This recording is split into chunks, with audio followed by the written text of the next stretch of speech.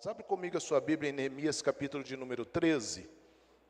Nós estamos aqui desde o final do mês de janeiro, falando sobre a série Reconstrução, e hoje eu quero finalizar o livro de Neemias.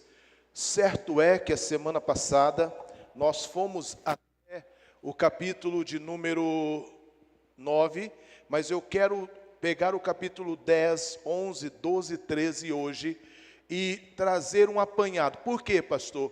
Porque seria redundante nós continuarmos caminhando, porque agora o que vai acontecer são os ajustes finais. E nos ajustes finais, esta semana, sentado, estudando um dos livros que eu estou lendo, e sentado na mesa de casa, eu me senti como se Deus tivesse tirado um tempo e ficado perto de mim, e nós vamos terminar em Neemias, mas nós vamos usar alguns textos de Provérbios, porque eu entendi Deus como se fosse alguém que estivesse me aconselhando enquanto eu digitava a mensagem, irmãos. Então, a minha esperança essa noite, e eu não quero que você interprete mal as minhas palavras, por favor, por gentileza, mas a minha esperança hoje é que você, assentado aí no seu banco, na sua cadeira, você pudesse ficar bem confortável, respirar bem fundo, relaxar o seu corpo, e como se aqui diante de você tivesse, eu falava com o Tiago Molinas muito a respeito disso. Hoje eu estava conversando com ele, descobri que o pai dele é proveniente da nação paraguaia, e eu fiquei muito feliz. E eu falei para ele que eu quero conhecer o pai dele agora mais do que nunca, porque uma das minhas maiores inspirações foi o seu Emílio Carmona, um paraguaio, pregresso da guerra Brasil-Paraguai, que foi o meu primeiro patrão. Eu aprendi a tomar chimarrão e tereré com ele. E por muitas vezes esse senhor sentou comigo e me aconselhou. Ele tinha vários filhos, Antonino, Clementino, Jorge, Juliana e mais os outros que eu esqueci o nome, eram bastantes. E ele me aconselhava. Pastor Gilberto esteve hoje pela manhã aqui falando. Pastor Gilberto é um dos meus mentores, além de secretário da Convenção Batista do Estado de São Paulo, presidente da Associação Batista do Oeste Paulista. Eu tenho sentado com conselheiros durante a minha vida, principalmente nos momentos mais difíceis, em que eu tenho que tomar decisões mais difíceis. Sabe por quê, irmãos? Porque nenhum de nós aqui, nenhum de nós aqui é autossuficiente emocionalmente. Nenhum. Não existe um ser humano hoje na face da terra que seja autossuficiente emocionalmente. Porque nós vivemos uma miscelânea de pensamentos, de cobranças, de tantas coisas, no trabalho, na família e em tantas outras áreas, que, por hora e por vezes, nós nos sentimos, às vezes, ansiosos, pressionados, desencorajados, entristecidos, entusiasmados. Então, as nossas emoções, muitas vezes, elas tendem a ganhar uma certa notoriedade até assim, sobre o nosso bem-estar. E nós, como seres humanos, e aí eu estou dizendo, eu, como ser humano, eu entendo que os irmãos também, se olharem pragmaticamente, também vão se encontrar alguns momentos, alguns um pouco mais expansivos, outros mais introspectivos. Oh, que maravilha, hein? Oh, não, eu estou admirando. Obrigado, filho, obrigado mesmo. Então, às vezes, nós nos sentimos assim, alguns um pouco mais abertos, outros falam menos, mas diante de tudo isso, nós precisamos, por hora, pisar no freio, puxar o freio de mão, nós precisamos, por hora, parar, respirar fundo, recuar, para podermos avançar. E nessa semana eu orei muito a Deus a respeito de tantas coisas, e Deus me levou a encerrar Neemias, mas me levou a uma série de conselhos num livro que eu estou lendo, e que eu fiz questão hoje de compartilhar com vocês. Neemias capítulo 13, versículo de número 30, diz assim: assim eu os purifiquei de tudo que era estrangeiro, organizei o serviço do sacerdote e dos levitas, cada um na sua função. Organizei também o fornecimento da lenha em tempos determinados, bem como os das primícias. E ele termina o livro dizendo assim: lembra-te de mim, ó meu Deus, para o meu bem. Oremos. Senhor, que sejamos inspirados pela vida de Neemias e por tudo quanto ele fez na reforma dos muros, mas também na reforma espiritual, como ele trouxe Jerusalém novamente para o trilho, para o caminho, e a partir dali um novo tempo se instaura. Seja assim nas nossas vidas. Fala conosco essa noite, Pai, em nome de Jesus. Amém. Quando nós olhamos para o livro de Neemias, eu trago a guisa de recordação de que Neemias não tinha, ou não deveria, teoricamente, ter nenhuma inclinação em olhar para Israel pensando em restaurar o seu povo. Neemias era um homem que nasceu no cativeiro, e por ter nascido no cativeiro, cresceu, e é notório que o saber e o conhecimento do senso comum e o relacional de Neemias era muito bom, a ponto de se tornar copeiro do rei. O copeiro do rei era alguém de uma posição privilegiada, alguém que não tinha necessidade de ser escravo, porque mesmo escravo usufruía de muitas benéficias. Neemias, quando um dos grupos vem, Hanani, o seu irmão, traz a notícia de como está Jerusalém. Nós estamos falando de Jerusalém que, profetizada por Jeremias, errou, não se arrependeu quando Deus deu a ela a oportunidade de arrependimento. Isso é muito importante para nós. Deus deu a oportunidade do povo se arrepender, o povo não se arrependeu, e porque não se arrependeu, Deus permitiu que esse povo fosse levado cativo para a Babilônia através de Nabucodonosor, e ficaram 70 anos, um pouco mais. Daniel vai interpretar os 70 anos. Daniel, Sadraque, Mesaque, Abidnego, Ananias, Misael e Azazias nascem na época também do cativeiro, e depois dessa interpretação, começa uma mudança de governo, e Ciro, o rei da Pérsia, conquista os povos, e ao conquistar os povos, ele autoriza a volta do povo, com um decreto. Um ímpio, uma pessoa que não era da linhagem divina, autoriza o regresso do povo. Uma turma sobe com Zorobabel, outra turma sobe com Esdras, e uma outra turma sobe na época de Jeremias, e começam-se a restauração da cidade de Jerusalém. Com base nisso, nós estudamos Esdras, pensando na nossa restauração, trazendo isso para cunho pessoal e para cunho eclesiológico, pensando na nossa restauração pessoal e na nossa restauração de igreja, e de forma geral. Ao chegarmos em Neemias, então, nós detectamos que Hanani dá essa notícia. Ele, por 4 meses, monta um projeto no seu coração de restauração, até que o rei Artaxerxes o encontra e diz: você está triste? E ele diz: como eu não estaria triste, se a terra aonde o sepulcro dos meus pais, dos meus antecessores está em ruína. E o rei pergunta para ele: o que queres que eu te faça? Ele dá um relato, apresentando todas as prerrogativas de como ele iria fazer, e o rei autoriza. Ele volta e enfrenta problemas. Capítulo 2, ele restaura a convivência, ele sonda tudo. Capítulo 3, ele apresenta a problemática. Capítulo 4, ele chama o povo para o serviço, e começam aí uma ação de Sambalat, Tobias e Gersem, que vai aparecer a partir do capítulo 6, tentando negligenciar, tentando parar a restauração dos muros. A Bíblia diz que um homem que não domina o seu espírito é como uma cidade sem muros, uma cidade de muros derribadas. O que significa isso? Que uma cidade sem muro era uma cidade que os inimigos podiam atacar a qualquer hora. Quando eu disse sobre emoções, é sobre isso que eu estou falando.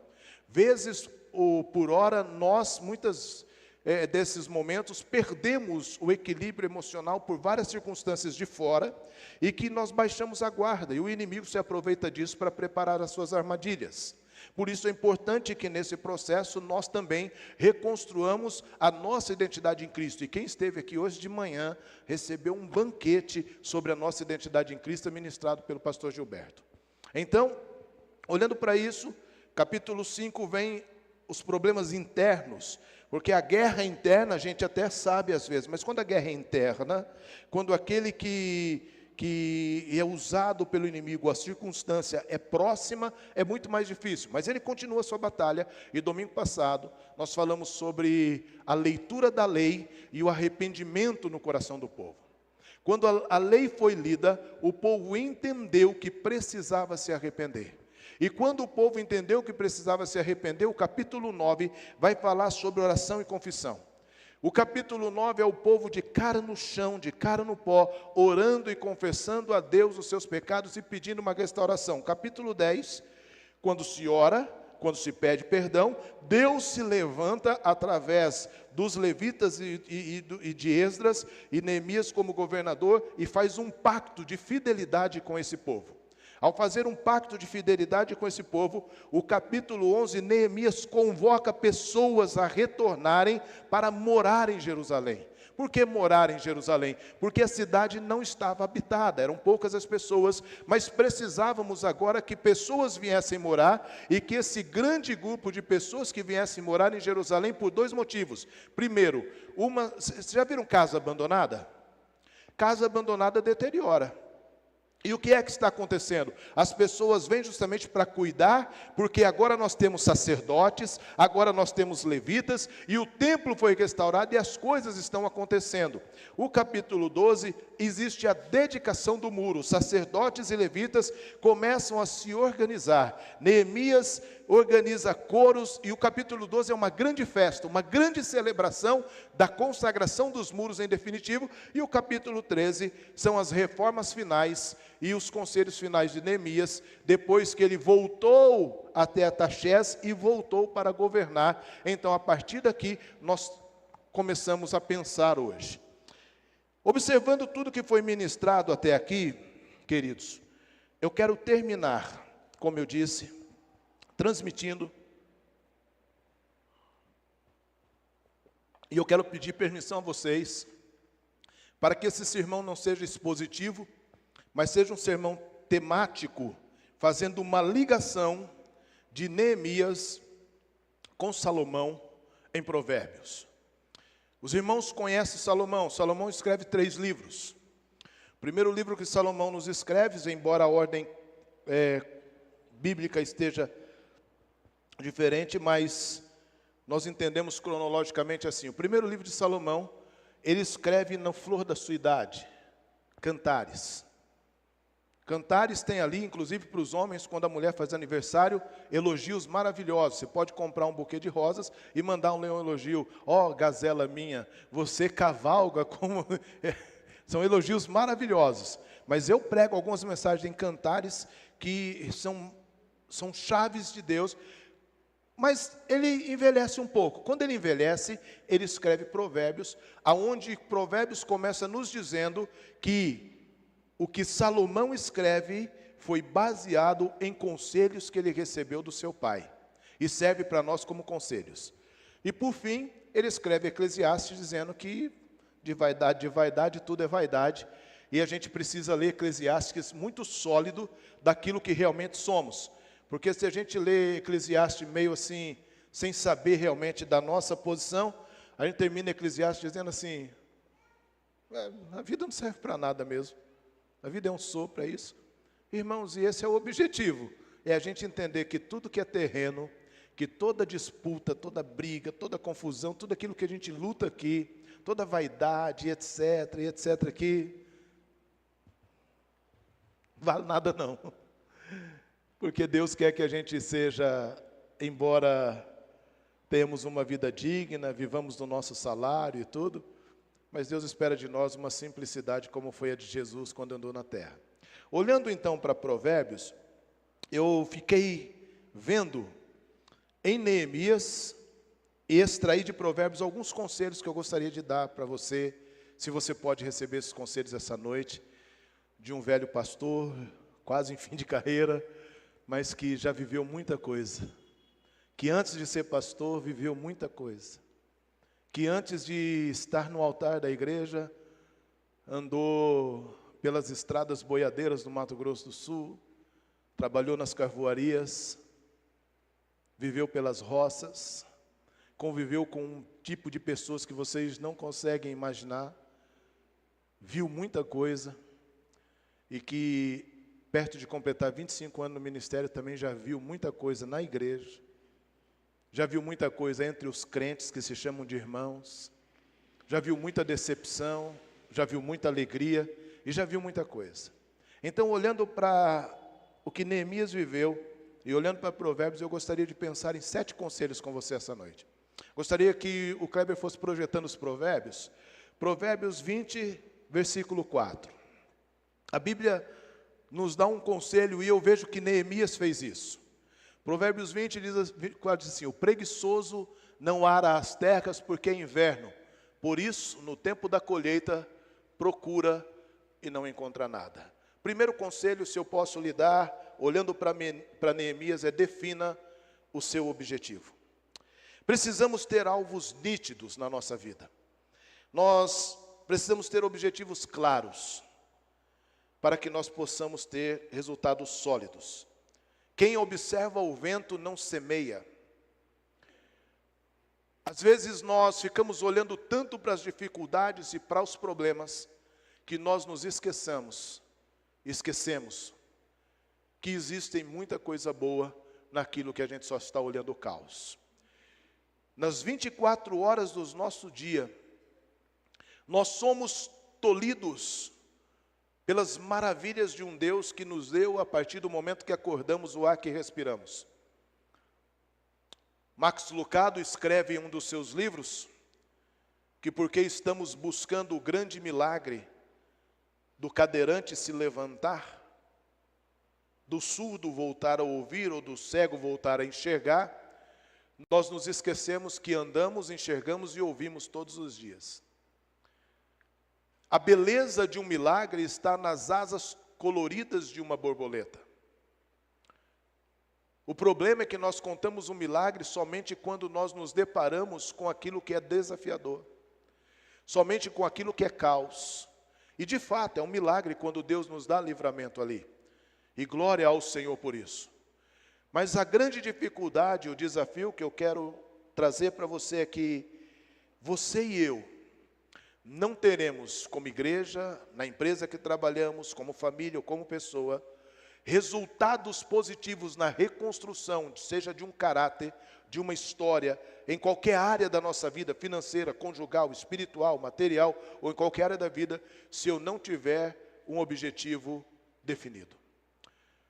O profeta de Alice no País das Maravilhas, quando se depara com ela em uma encruzilhada, e eu não lembro se é o chapeleiro ou é o gato, eu acho que é o chapeleiro, o gato, e o gato diz assim para ela: para onde você está indo? Ela diz: não sei.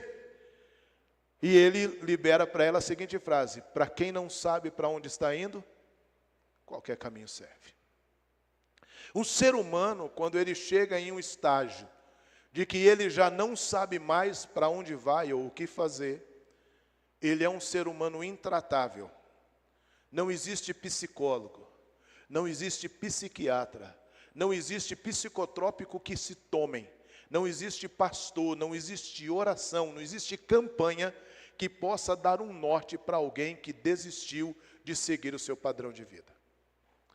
E nós hoje nas igrejas, se não prestarmos atenção, nós estamos com muitas pessoas que não sabem mais o que fazer, que não sabem mais para onde ir, levam a vida a toque de caixa, empurrando com a barriga e esperando que aconteça algo que mude esse quadro. Eu sinto em lhe dizer, e me permitam ser não um pastor do caos, mas um pastor da verdade, que não vai fazer como os pastores na época de Jeremias, os profetas que profetizavam só bênção, e Jeremias, porque profetizou que ficariam 70 anos, foi perseguido por isso. Me permitam ser verdadeiro com vocês. Na altura de completar 56 anos de idade, eu aprendi a duras penas, com muitas lágrimas e sofrimentos, de que se eu não traçar um objetivo para a minha vida, como Neemias traçou o objetivo diante do rei Artaxerxes, eu sairei do nada para lugar nenhum. Existem maridos, existem esposa e existem filhos e profissionais que vão ganhar o seu salário, vão se aposentar, mas chegarão frustrados no final da vida porque não realizaram nada daquilo que era sonho. Então defina o seu objetivo.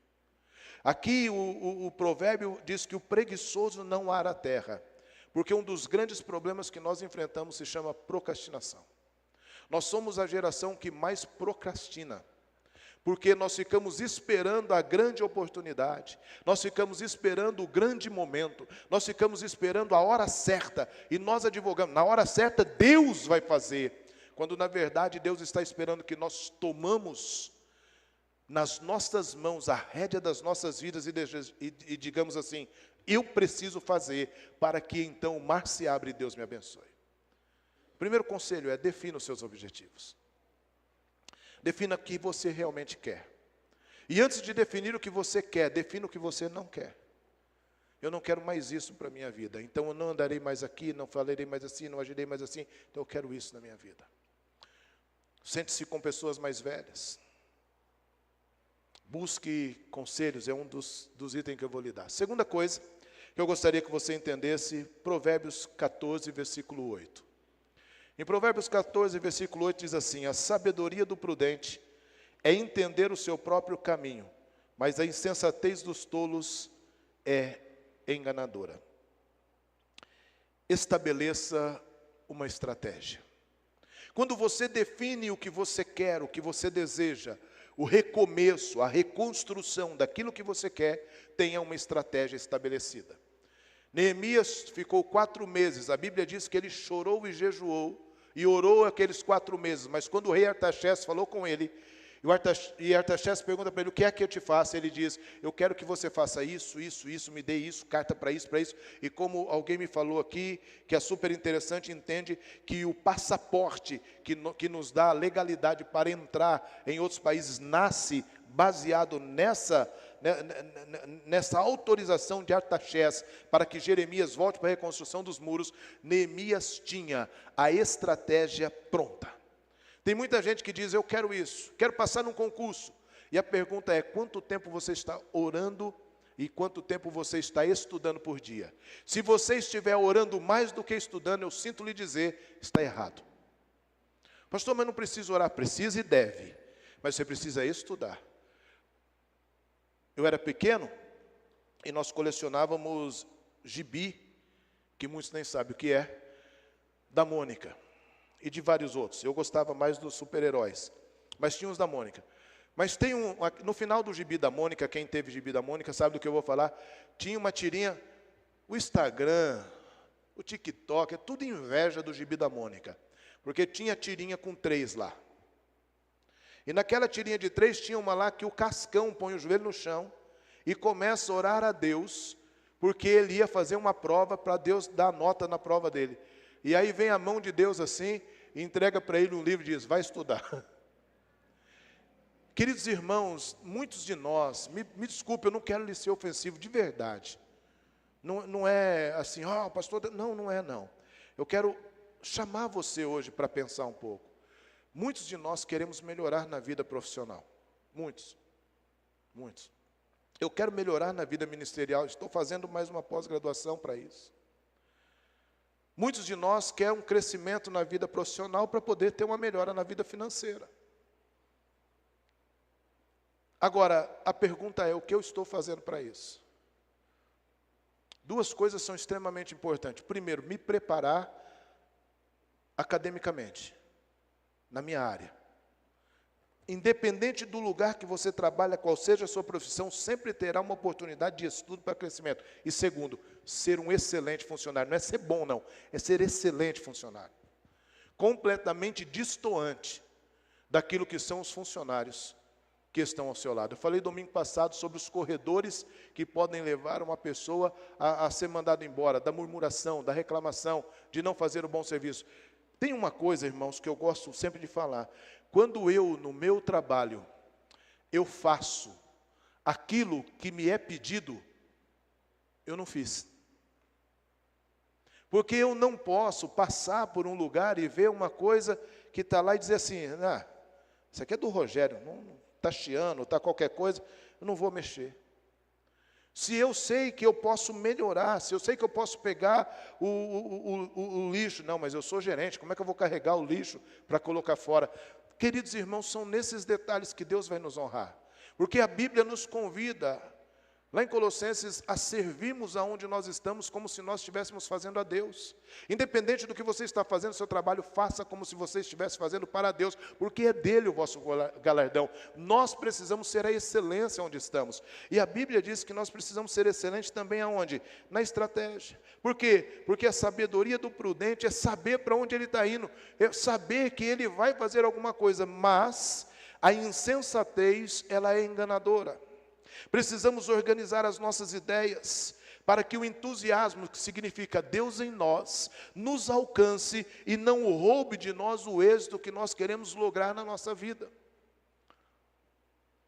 A reforma da Previdência, irmão, e do INSS está ficando cada dia pior para quem não se aposentou. Cada dia pior. Eu sou professor de Sociologia, eu sei o que eu falo. A pirâmide dos aposentados hoje, se não houver uma reforma, nós, que estamos chegando para aposentar, vamos ter problema, mas essa geração aqui não aposenta. Porque a faixa etária da mortalidade mudou. Antigamente 60 era o máximo, hoje estão se vivendo há mais de 90 anos. E esses que estão vivendo há mais de 90 anos são a grande massa que a Previdência tem que manter os salários em dia. E como eles mantêm o salário em dia? Com aquilo que nós devolvemos à Previdência. Não é porque tem dinheiro sobrando. Nós pagamos para aqueles que estão aposentados e os que virão pagarão para nós. Se não houver essa reforma, sabe o que vai acontecer? Vai colapsar. Porque o que isso tem a ver com definir o objetivo e ter uma estratégia? Tudo. Porque nós precisamos olhar, que nós precisamos calcular os nossos passos, e não simplesmente sair fazendo as coisas de qualquer jeito, e às vezes no calcular os nossos passos, nós precisamos entender que nós precisamos recuar. Existe uma coisa que Provérbios nos alerta, dizendo que o orgulho precede a queda, e a altivez de espírito a ruína do homem. Nós somos orgulhosos por natureza. E orgulhosos por natureza, eu aprendi vendo Neemias recuar em alguns momentos, para montar a sua estratégia de defesa, até mesmo de contra-ataque, até mesmo uma estratégia para resguardar a reconstrução do muro, recuando para depois avançar. Tem hora que nós precisamos recuar, irmãos.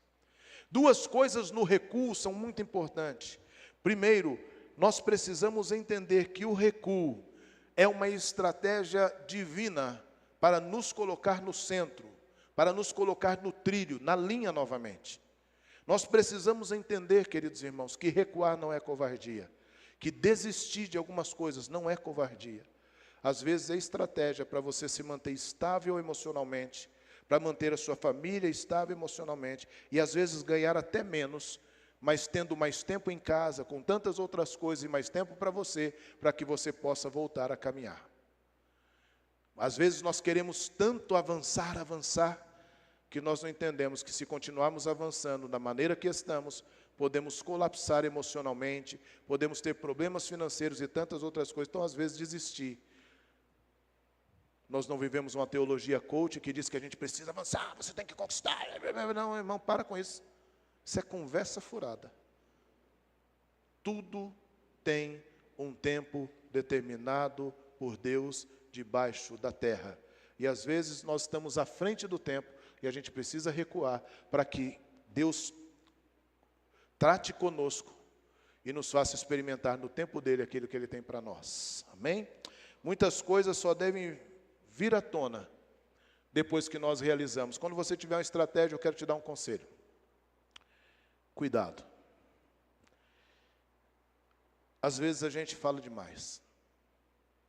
Existe uma diferença entre falar bastante e falar demais. Falar bastante tem gente que fala, tem gente que é prolixo e fala mesmo. Agora tem gente que fala demais. Falar demais pode te colocar em situações difíceis. Porque às vezes você vai falar o seu plano, o seu objetivo, a sua estratégia, para quem não está maduro o suficiente para caminhar ao seu lado. E se nós não tomarmos cuidado, puxarão o nosso tapete. Ou pessoas não estão maduras para ouvir algumas verdades e nos causarão problemas. Então defina a sua estratégia. Defina. Coloca um zíper, faça uma oração, dizendo, Senhor, põe um guarda na minha boca, como a Bíblia nos diz. Terceiro conselho, Provérbios 20, 18. Provérbios 20, 18 para mim é um manancial, eu aprendi isso. Negligenciei isso por um tempo, porque eu me achei autossuficiente. Eu achei que eu era o cara, eu achei que eu podia um monte de coisa, até que numa das curvas da vida, lá estava o muro me esperando, para a colisão de quebrar, desculpa a expressão, a cara. Provérbios 20, 18 diz, os planos são estabelecidos mediante os conselhos. Faça a guerra com prudência. Eu gostaria de te dar o terceiro conselho, dizendo assim, busque mentoria. Busque alguém. E o mentor não é alguém que tem um título.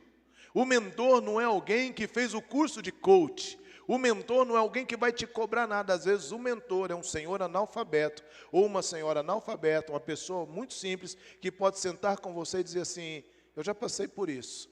Eu queria dizer que se você fizer assim ou fizer assado. Ontem eu sentei com o pastor Gilberto e nós ficamos algumas horas conversando justamente sobre algumas coisas, pedindo conselho. Falando, pastor, situação assim. E ele me aconselhou em muitas coisas. Porque na minha insignificância, eu entendi, queridos, de que há uma necessidade de ter pessoas me aconselhando. Pastor, mas o senhor é o nosso pastor, e o senhor disse que o senhor, obrigado filho, que o senhor é insignificante. É uma frase coloquial, mas que eu sei que os irmãos entendem. Porque ninguém pode dar conselho a outro, se ele não aprendeu a buscar conselho. Buscar conselho é algo sábio, porque a experiência, meus irmãos, é uma lanterna virada para trás. Antes de tomarmos decisões difíceis, seja em qualquer área, devemos buscar conselhos. Pessoas mais experientes podem ser usadas por Deus para nos abençoar. Agora, no buscar conselho, eu preciso ter uma prerrogativa chamada humildade. Por que, pastor, humildade? Porque você não consegue aconselhar quem não tem humildade para aprender. Tem pessoas que buscam conselho assim, olha, pastor, eu estou pensando em fazer isso. Ok. Mas, por causa disso, e traz todos os argumentos de uma decisão que praticamente já está tomada. Eu já disse a vocês, e volto a dizer, que um dos discípulos de uma das igrejas que eu pastoreei chegou para mim e disse assim, pastor, eu quero ir para Jocum, eu quero fazer isso, fazer aquilo, babá. Eu disse, filho, você não está pronto. Você tem algumas coisas para cuidar, você precisa se ajustar nisso, você vai precisar de recurso nisso, vai precisar de... Não, pastor, eu tenho, não sei o que lá, meu filho, não é assim, tal. Aí ele usou a grande frase que a maioria de nós usa indevidamente e muitas vezes mentirosamente, dizendo assim, Deus falou comigo. E quando ele falou, Deus falou comigo, eu disse para ele, falei, querido, vai com Deus. O senhor não vai orar por mim? Eu falei assim, eu? Deus falou com você, o que a minha oração vai fazer nesse negócio? Se Deus falou com você, a minha oração é paia. Não, mas se Deus falou com você, Ele vai abrir as portas, vai te dar todos os recursos, vai cuidar de você, e daqui 6 meses você vai chegar aqui formadinho. 6 meses depois, chegou arrebentado, devendo, e a Jocum cobrando a igreja. Por quê? Porque foi desobediente. Porque na hora de buscar um conselho, ele não aceitou o conselho. Aqueles irmãos, o bom conselheiro é aquele que diz não. O bom conselheiro é aquele que às vezes vai tolir você de algumas coisas. Busque conselhos, mas esteja aberto para receber um conselho. Quarto conselho que eu quero te dar, aliás, conselho não, quarta indicação para que eu possa te dar, está em Provérbios capítulo 27, 1. Se você olhar para Neemias, ele buscou conselhos. Ele se cercou de pessoas que teoricamente eram inferiores a ele na posição, mas ele entendeu que essas pessoas poderiam ajudá-lo, poderiam conduzi-lo. Isso é importante. O problema é que nós temos duas dificuldades ao buscarmos conselhos, fora a questão da humildade. A primeira é, nós só queremos buscar conselhos com quem tem uma posição acima de nós, porque nós achamos que pessoas simples, que pessoas que às vezes não se realizaram profissionalmente, não tem nada a nos ensinar. Esse é o primeiro problema. E segundo problema, é que nós não temos, desculpe, não quero lhe ofender, mas nós não temos coragem de pedir conselho. É por isso que a maioria dos conselhos que a gente vai pedir, a gente pede conselho já dando resultado. A gente só pede conselho na defesa. Porque nós não estamos preparados, irmãos, para dizer assim, eu preciso de ajuda. Sabe por quê? Porque a frase, eu preciso de ajuda, é uma frase que nos faz sangrar. Porque a gente tem que abrir o coração de alguma coisa que não está bem em nós. Na minha posição pastoral, essa frase dita, dependendo para quem, ela é uma arma na mão das pessoas. Porque as pessoas acham que nós somos imbatíveis. Irmão, não existe ninguém imbatível, nem pastor. Nós precisamos, muitas vezes, de um abraço. Uma irmã hoje, fui cumprimentar lá embaixo, as pessoas, a irmã falou, pastor, deixa eu lhe dar um abraço. Me dê um abraço. Eu disse a ela, falei, irmã, eu precisava desse abraço hoje. Minha esposa do lado, sim, um abraço com muito respeito. Falei, eu precisava desse abraço hoje. Porque às vezes nós precisamos de um colo, irmãos. Ah, pastor, o senhor é meu pastor, como é que eu vou seguir o senhor assim? Pois é, fica seguindo os super-heróis da fé, aqueles que não têm dificuldade, aqueles que são etc, que eu posso, que eu faço.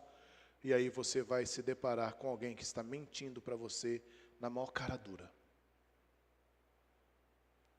Nós precisamos saber o poder de sermos vulneráveis, porque nenhum de nós é nada se não for a graça de Deus. Neemias sabia disso.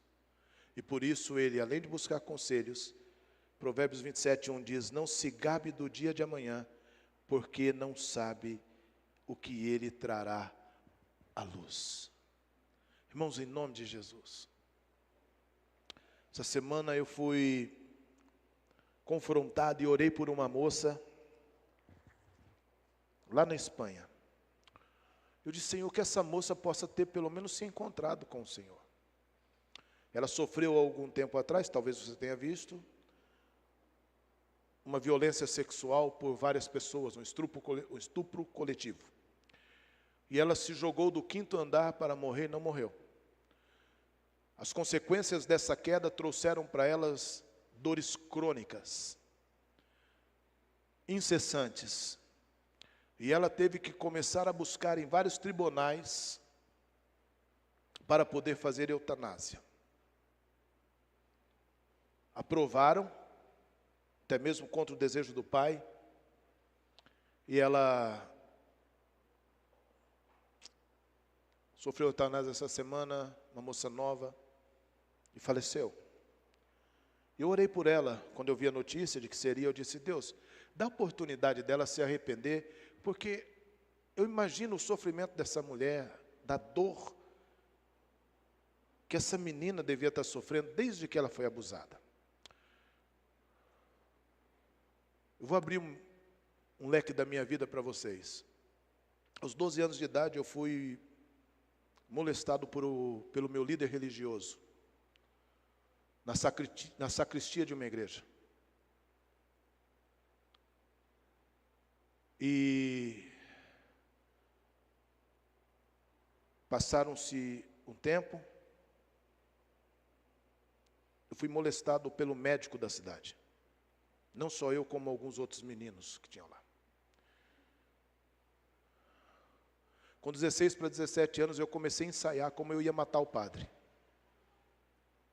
Eu fui para o seminário para ser padre, porque a minha intenção era ser padre para matar o padre. O médico voltou para o Pernambuco, que era de onde ele era, mas eu passei por anos na minha mente, ensaiando como eu poderia matar os dois. Sem mentira nenhuma, sem medo de dizer isso. Porque eu me senti de fato abusado. Não conto detalhes que é para não criar uma leceuma.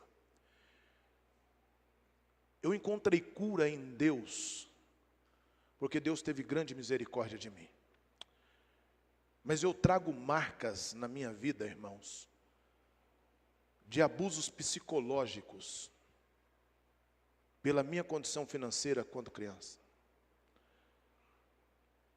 Eu trouxe por muito tempo ódios e mágoas no meu coração, de pessoas da minha cidade, porque eles, ao fazerem assistência para a minha família, jogavam nosso rosto a condição financeira que nós tínhamos. Nós éramos miseráveis mesmo.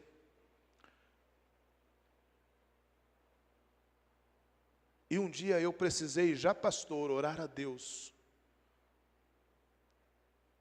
perguntando ao Senhor, quando eu me deparei com a tentativa de suicídio, o porquê eu tinha essas lacunas na minha alma. E eu fui entender que esses abusos, e os abusos psicológicos que eu sofri, ainda que sejam involuntariamente, tinham causado em mim feridas que somente o Espírito Santo pôde curar e está curando. Nem todas foram curadas. Quando eu digo, não se gabe do dia de amanhã, porque você não sabe o que ele trará à luz, é porque nós temos medo da luz. Porque eu e você, se não tomarmos cuidado, carregamos traumas da nossa infância.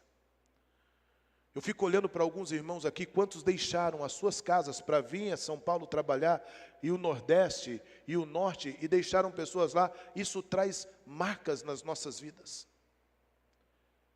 Eu fico olhando para a história desta igreja, de pessoas que estão aqui há mais de 20 e tantos anos, que talvez tenham marcas geradas pela vida eclesiológica, que estão até hoje como feridas no seu e no meu coração. E se nós não tivermos coragem de agir, nós não vamos buscar a cura nunca. Nunca. Porque nós vamos nos fechando, e quando alguma coisa similar acontece, a nossa mente, isso é psicologia, nos leva lá, naquele trauma, e nós criamos barreiras de defesa que nos impedem de agir. Neemias, todas as vezes que foi confrontado, por externo ou internamente, ele se fechava com Deus, buscando uma forma de se refazer. Quando ele termina dizendo, lembra-te de mim, ó meu Deus, para o meu bem, vocês vão lembrar que a maioria das orações que Neemias tinha esse final, lembra-te de mim, ó Senhor, faze-me o bem, ó Senhor, cuida de mim, ó Senhor, porque se não fora o Senhor, nenhum de nós aqui poderíamos dizer que somos curados e tratados pelo Espírito Santo. Há uma luta dentro de cada ser humano, entre o Espírito Santo e a vontade da carne. E nós dizemos, eu sou assim, não mudo. Eu sou assim, não vou me transformar. Irmãos, nós precisamos permitir que o Espírito Santo realmente trabalhe em nós, nos curando de traumas, de agonias e de tantas coisas ruins. Eu falei esses dias aqui, eu me lembro como se fosse hoje. Eu ia fazer 8 anos de idade, eu vou fazer 56. O dia que a minha avó me disse, beije e despeça-se da sua mãe num caixão frio, quando a minha mãe morreu de raio, relâmpago, porque foi colher tomate para fazer minha festa de 8 anos. Saiu no jornal da cidade vizinha, toda a cidade de Caiuá sabe disso. Eu odiava o dia do meu nascimento. Odiava.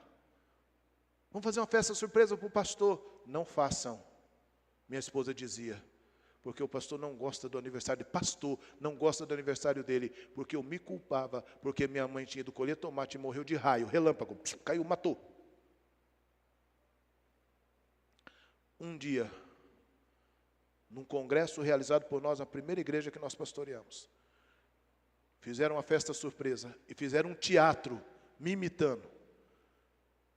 Chorei igual uma criança, porque eu permiti Deus me curar através do amor dos outros. Às vezes nós precisamos nos permitir ser curados pelo amor que Deus envia a nós através de outras pessoas, para que nós possamos voltar a agir. Se esperarmos o momento perfeito para agirmos, para efetuarmos as mudanças que precisamos, para darmos asas aos nossos sonhos, nunca vamos agir, porque não existe momento perfeito, irmãos. Não existe momento perfeito para agir. Não existe. Todos os momentos trarão coisas boas e ruins. Nós precisamos decidir. Não deixe para amanhã o que você pode licitamente fazer hoje. Licitamente, não é fazer qualquer coisa. Cemitério é o lugar aonde estão enterrados os maiores sonhos do mundo. Nos cemitérios dessa cidade estão enterradas as canções que foram compostas e nunca foram gravadas. Estão enterrados livros que talvez poderiam ter sido escritos. Profissionais que poderiam ter sido influências para o mundo inteiro. Mas levaram os seus sonhos para o túmulo, porque não se curaram e não se permitiram curar, e não agiram quando deveria agir. Provérbios e Neemias nos convida a agir em nome de Jesus. Quinto, para agir, Provérbios 10:4 nos dá uma direção. Porque não é só agir, é agir assim. Quem trabalha com a mão ociosa, preguiçosa, fica pobre, mas o que trabalha com diligência enriquece. Irmãos, problema financeiro, na atual conjectura do país que nós vivemos, se não tomarmos cuidado, vamos ter. Vamos ter. Tomando cuidado, a gente já corre o risco de cair em golpe. E eu sei o que é cair em golpe. Todo mundo vai enfrentar uma dificuldade. Mas naquilo que eu vou fazer, quando eu decido agir, eu preciso ter diligência, e eu não posso ter mão preguiçosa. Irmãos, em nome de Jesus, tem uma coisa que eu gostaria que você desmistificasse da sua mente hoje, porque eu vou defender a minha raça aqui agora. Se você quiser realmente brigar comigo, faça uma piada sobre baiano, atribuindo a ele preguiça. Isso não é para dar risada não, irmão, estou falando sério. Porque baiano não é preguiçoso, e baiano não é manso. Todo baiano é bravo. E todo baiano é trabalhador naquilo que põe a mão para fazer. Preguiçoso existe em qualquer lugar, existe em qualquer estado, em qualquer situação, ou você não conhece nenhum. Eu defendo a minha raça. Porque Provérbios e Neemias, quando Neemias junta o povo e diz, nós vamos reconstruir, porque tem um momento que o povo quer parar, lembra? Capítulo 5. E ele diz, não, nós vamos construir, e o povo garra e vai trabalhar com afinco, e vai fazer com diligência, e vai fazer com excelência, é o que nós precisamos fazer. Tudo o que eu fizer de qualquer jeito, irmão, que não for com excelência, não prospera. Pode até inchar, mas depois, na hora que o tapete for puxado, a sujeira espalha.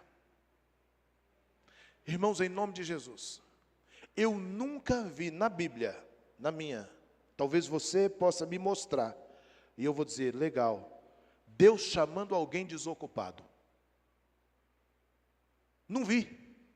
Todas as pessoas que Deus chamou tinham ocupação.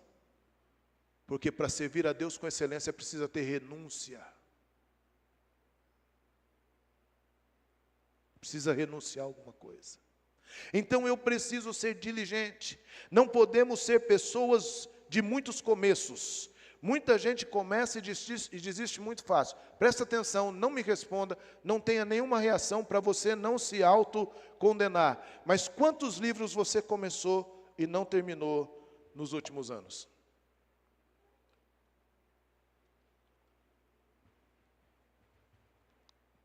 Quantos sonhos você quis fazer? Quantas coisas você disse que queria ser? Quantas coisas você disse que ia fazer e projetou? Há 5 anos atrás e até hoje não fez. Queridos irmãos, em nome de Jesus, Neemias nos dá uma aula na reconstrução do muro. Sejamos diligentes. Nós não podemos colocar na conta de nada. Eu estava falando hoje em casa. Nós vivemos uma geração que está me preocupando ao extremo. Ao extremo. Quem tem laudo aqui, de TDAH, de autismo ou de alguma coisa? Quem tem laudo aqui? Você e os seus meninos. Está lá, laudado. Os laudos estão hoje no Brasil escancarados. Tem até psicólogo dando laudo sem poder, porque tem que ser psiquiatra. Porque as telas estão roubando a atenção. E aí nós temos um outro problema. É que isso está virando desculpa para a ineficiência. Isso está virando desculpa para a minha preguiça.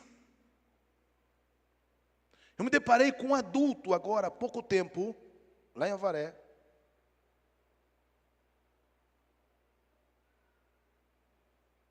O que aconteceu com esse rapaz, para o pastor dele? Falou, diz que tem autismo agora. Eu falei, mas tem autismo ou problema de locomoção? Irmãos, eu não estou advogando contra causa nenhuma. Deixa eu terminar. Eu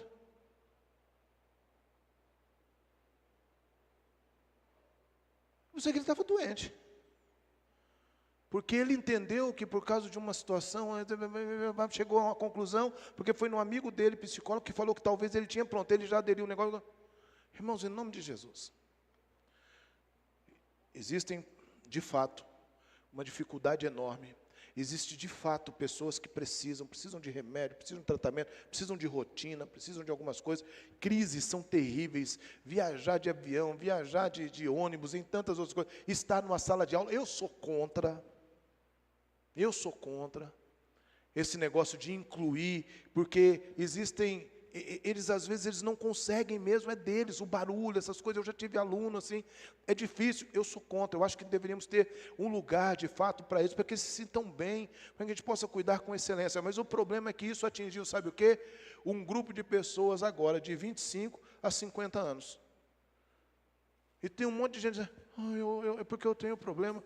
Não, meu irmão tem problema, vai tratar, vai tomar remédio, vai fazer alguma coisa. Mas nós não podemos dar essa desculpa, dizendo que a mão ociosa, se ela não trabalhar, Provérbios está dizendo, vai ficar pobre. Seja diligente, pelo amor de Deus. Salvo em situações que realmente não tem jeito de continuar, e que nós podemos levar grande prejuízo, seja em qualquer área da vida, nós não podemos inventar desculpa para desistir. Nós precisamos ser prudentes. A diligência nos leva a aprender com os erros, nos leva a olhar as situações difíceis e preservar, sabe como? Ajustando aquilo que está errado em nós. Agora, para ajustar o que está errado, a gente precisa ser verdadeiro. Penúltimo. Eclesiastes capítulo 10, versículo 18.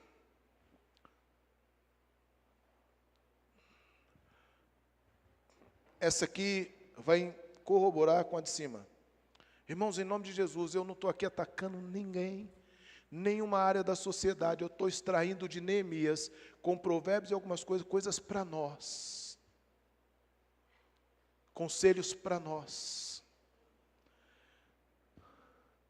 Por causa da preguiça, o teto desaba. Por causa dos braços cruzados, a casa tem grande goteira. Irmãos, em nome de Jesus, tem muita gente que só lembra da goteira quando chove. Existe uma tradução que vai dizer, por causa da preguiça, o teto desaba, e por causa das mãos indolentes, a casa tem goteira. Agora esquece casa e pensa em outras goteiras aí. Neemias, no curso da reconstrução do muro, ele não cruzou os braços. Neemias, vamos olhar. Não posso descer, porque eu estou fazendo uma grande obra. Não cruze os braços. É primordial realizarmos ajustes, corrigirmos rotas, mudarmos hábitos. O telhado da casa aqui é só uma alusão, porque com o tempo, até um telhado que precisa de ajuste. Imagina nós, essa carcaça velha, que fica recebendo toda e qualquer informação diariamente. O problema é o nosso, desculpe, não quero lhe ofender, vou corrigir a frase. O problema é o meu nariz orgulhoso, empinado, dizendo que tudo que eu faço é perfeito e que eu não preciso aprender mais nada. Nós precisamos, em nome de Jesus, realizar ajustes na jornada.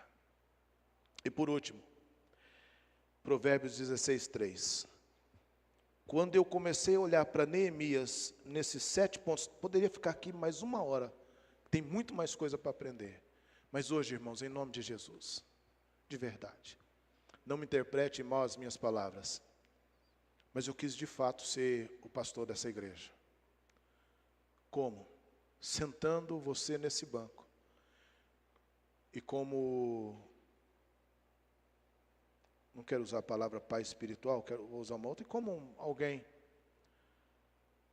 que enquanto você trabalhava, enquanto você lutava com as suas batalhas, com as suas lutas durante essa semana, enquanto você vivia as suas dores, as suas angústias, e preparava-se para vir para este culto, para vir para o curso, para vir para o culto da manhã, para vir para esse culto à noite, você precisava ouvir algo que pudesse te levar a um outro patamar, a um outro nível de vida.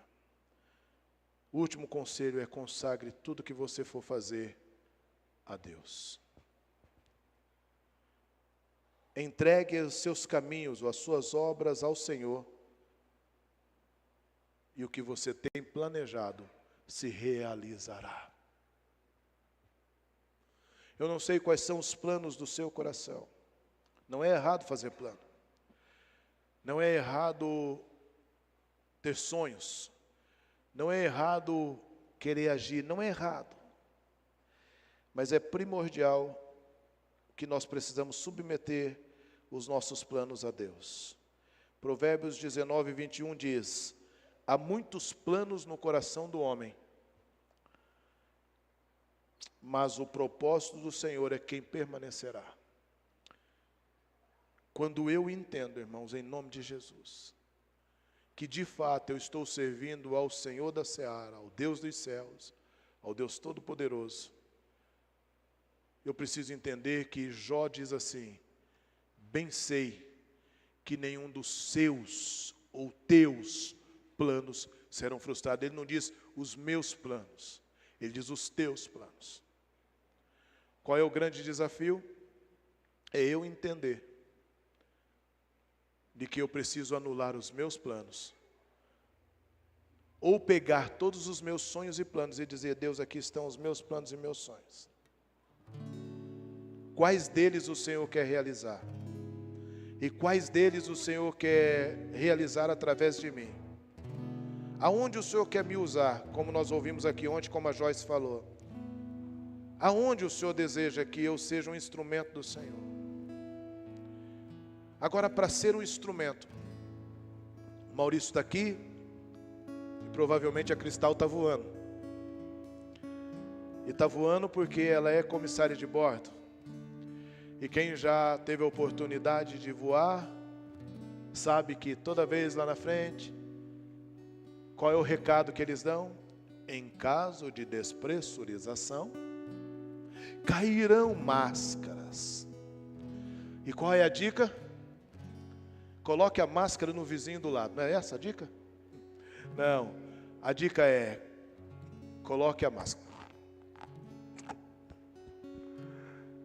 para que você possa oxigenar o seu cérebro. E então ajude o que está do lado. Às vezes, irmãos, nós precisamos passar por choques de realidade, para cair a nossa ficha de quem somos, onde estamos, para então entendermos aonde vamos chegar de fato.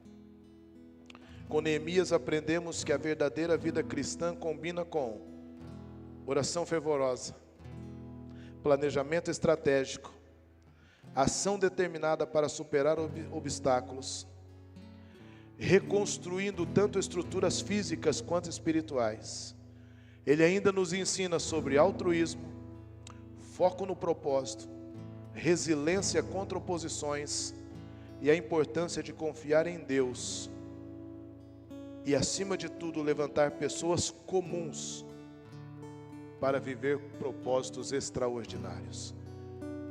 Neemias me inspira a reconstruir os muros da minha vida, junto com a minha família, apesar dos anos de ministério, apesar da minha experiência para algumas coisas, mas Neemias me inspirou durante esse 1 mês e meio a reconstruir os muros que estão derrubados na minha vida, na minha família, na comunidade que eu sirvo, agindo com integridade, fé e propósito.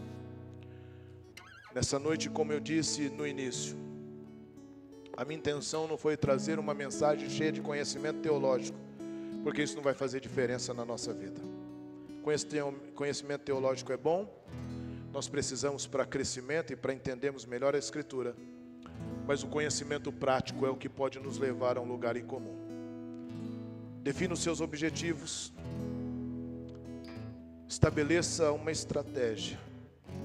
Qual é o problema que você está enfrentando? Estabeleça uma estratégia. Busque conselhos, pessoas que podem te levar de um lugar comum a um lugar incomum. Tenha coragem de agir, tenha coragem de dizer não, tenha coragem de se posicionar, tenha coragem de dizer isso não serve, não quero, não é para mim. Seja diligente, faça tudo com muita diligência. Realize e ajuste o caminho durante a jornada e consagre tudo, absolutamente tudo ao Senhor. E às vezes o Senhor vai te surpreender, te mandando parar, te mandando mudar, te mandando sair, te mandando permanecer, mas Ele vai te dar a direção. E talvez você chegue no final de uma pequena jornada dizendo assim: obrigado, meu Deus, por lembrar-se de mim, mesmo nos momentos mais difíceis. Neemias me inspira que na reconstrução dos muros, às vezes eu preciso pedir para voltar ao primeiro amor, porque às vezes o primeiro amor vai se esfriando. A vontade de orar, a vontade de ler a Bíblia, a vontade de participar da semana de oração que vai começar amanhã, a vontade de estar na igreja, qualquer coisa de repente nos tira dessa presença. Cuidado com os ventos que sopram no seu ouvido através de palavras. Cuidado ao ouvir a palavra de uma pessoa frustrada. Uma pessoa frustrada, ela só sangra sobre nós. Cuidado para ouvir pessoas que não realizaram nada na vida. Então busque conselhos com quem realizou alguma coisa. Busque conselhos com quem tem história. Que Deus possa nos levar de volta ao seu primeiro amor.